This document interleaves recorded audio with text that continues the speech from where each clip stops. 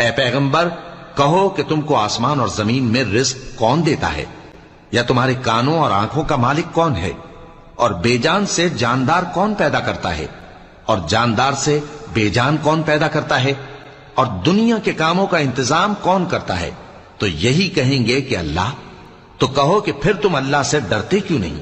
यही अल्लाह तो तुम्हारा हकीकी परवरदिगार है, और हक बात के जाहिर होने के बाद गुमराही के सिवा है ही क्या, तो तुम कहां फिरे जाते हो।